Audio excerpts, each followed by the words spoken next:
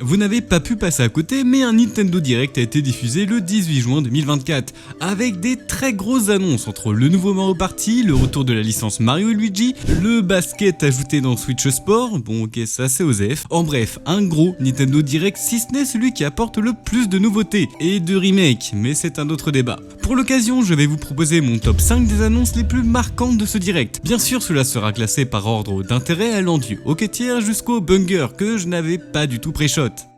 Metroid Prime 4.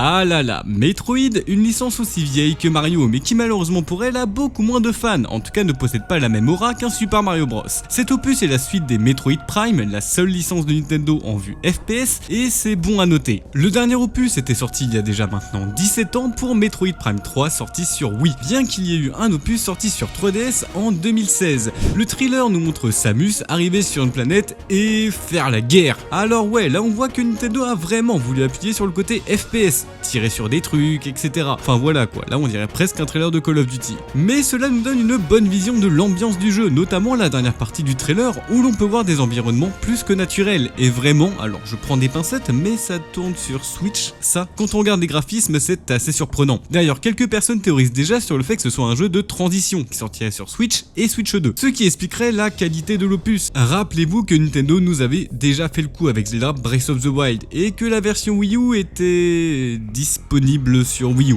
on va dire. Qu'est-ce que c'est que ces simagrées ? Bref, l'on retrouve dans le trailer le fameux pouvoir de Samus de se mettre en boule pour passer dans des passages étroits et j'espère vraiment que cela sera exploité correctement et pas comme une simple façon de s'accroupir. Je laisse Metroid Prime 4 en 5ème position car je n'ai pas vraiment d'affinité avec la série. J'ai joué aux opus DS, c'était cool, mais ça fait tellement longtemps que mes souvenirs restent flous. Aussi flous que Looney Tunes Wacky World. Mon dieu, que celle-là.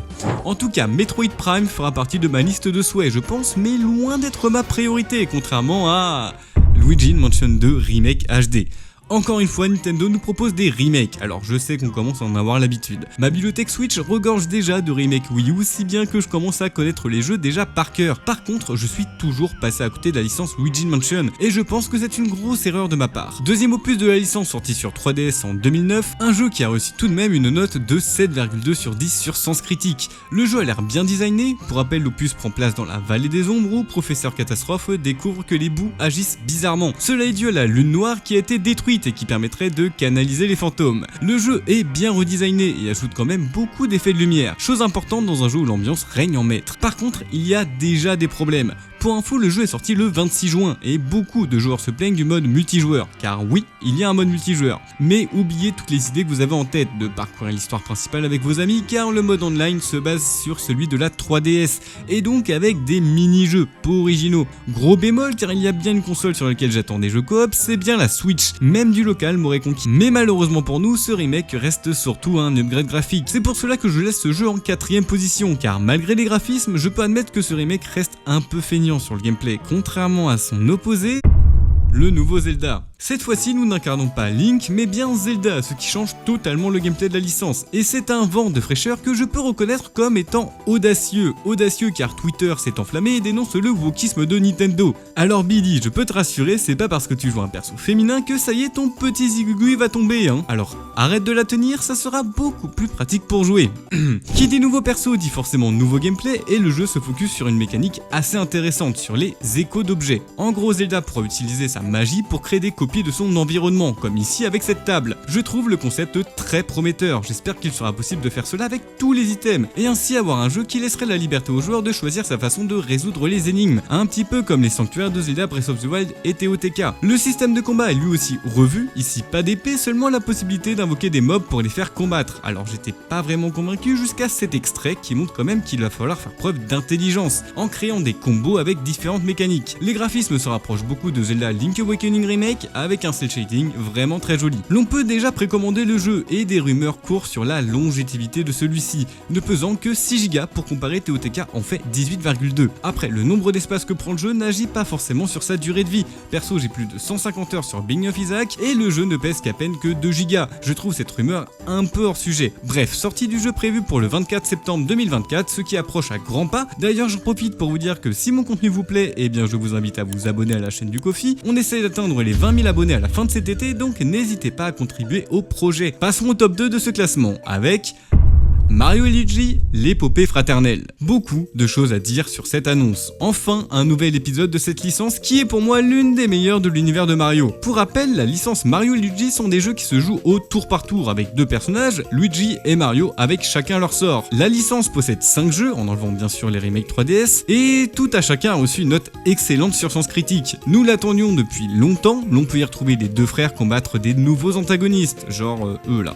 Alors je suis pas vraiment fan du design, moi j'aime bien Bowser. Pour le design, eh bien c'est particulier, honnêtement je ne sais pas trop quoi en penser, je trouve ça à la fois sympa et pas très joli. Je pense que c'est une question d'habitude. Nintendo n'a communiqué aucune information sur le jeu, notamment sur un mode coop qui serait le bienvenu dans cette licence. Le jeu se déroule dans Connexia, une nouvelle contrée, l'on peut y voir différentes îles, et là je suis désolé, mais je reste hype par le jeu, mais n'ayant fait que Mario et Luigi au centre de Bowser, qui pour moi était un chef-d'œuvre avec un univers ouf, genre on rentre dans Bowser quoi, et bien là je reste déçu de l'univers. Après ce serait pas fair play de ma part de juger un jeu avec si peu d'images, mais quand même c'est dommage. Nous retrouvons les fameux combos des deux frères ainsi que les actions duo comme à son habitude. Grosse attente pour ce jeu, mais pas assez d'informations encore, mis à part sa date de sortie qui serait le 7 novembre 2024. Avant de passer à mon top 1 qui je pense pour beaucoup vous l'auriez deviné, je vais vous faire quelques mentions honorables. Déjà Nintendo World Championship NES Edition, le concept a l'air génial. En gros l'on va pouvoir parcourir les jeux SNES et faire du speedrun sur les niveaux. Le temps sera affiché dans un leaderboard mondial, donc ici c'est vraiment Nintendo qui veut pousser ses joueurs au speedrun. Le fameux NES édition dans le titre voudrait potentiellement dire qu'il y aura d'autres éditions sur d'autres consoles. Et là j'avoue que ça me hyperait de pouvoir faire des speedruns des Mario Kart avec des temps affichés en direct, ou bien même des Super Mario Bros DS. Bémol cependant, je m'attendais à un jeu gratuit dans la lignée des Tetris 99, mais non, le jeu a l'air d'être en précommande, donc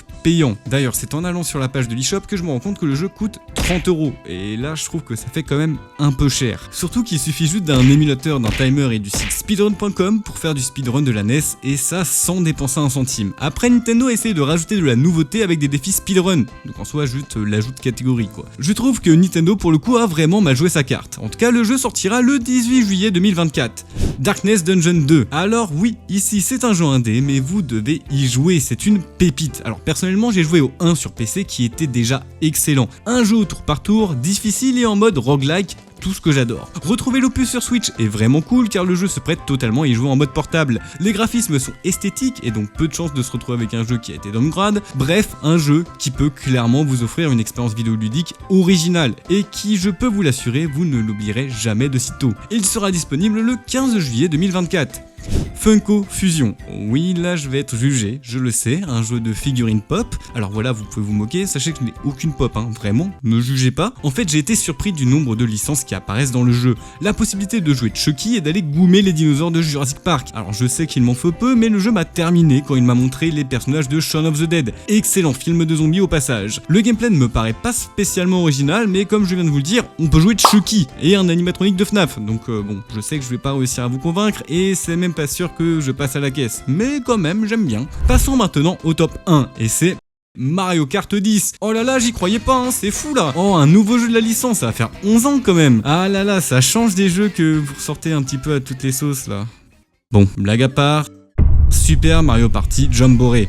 Alors je suis quand même content d'avoir un nouveau Mario Party, c'est d'ailleurs pour cela qu'il se retrouve en première place. Surtout pour ses plateaux et ses mécaniques. Ici Nintendo a vraiment joué sur la diversité avec des plateaux très originaux. Bien que je sois déçu, j'aurais préféré un DLC de Mario Party Superstar afin d'éviter de repayer le prix fort. Mais bon, le jeu a l'air excellent, nous avons quelques images de mini-jeux, bien qu'honnêtement avec tous les Mario Party c'est difficile d'en trouver des originaux. Un mode de jeu s'ajoute à la licence avec un mode en ligne avec 20 joueurs. Alors c'est un peu un mode Battle Royale et j'avoue que ça me hype. En fait, le jeu s'y prête tellement que ça aurait été une erreur de Nintendo de ne pas les essayer. Attention cependant, le mode de jeu a l'air bien différent d'un mode classique sur plateau, donc reste à voir comment est pensé le BR. J'espère qu'il gardera l'essence des mécanismes des plateaux, avec la possibilité de voler des étoiles, d'acheter des trucs, etc. Par contre, parlons un petit peu des plateaux, il y a Super Marché Coco, et même un plateau Mario Kart. Donc là, j'avoue que je suis conquis, ça sera Day One pour moi directement. Le jeu sortira le 17 octobre, et j'aurais préféré qu'il sorte durant l'été, mais bon, hype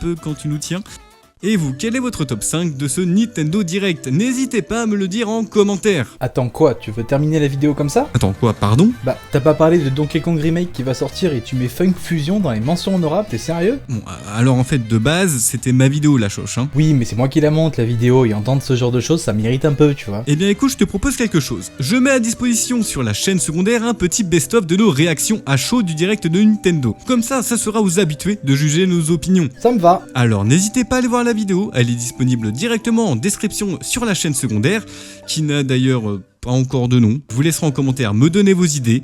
Bref, à tout de suite sur la chaîne secondaire, c'était Alpha Rose de l'Alpha Rose Coffee.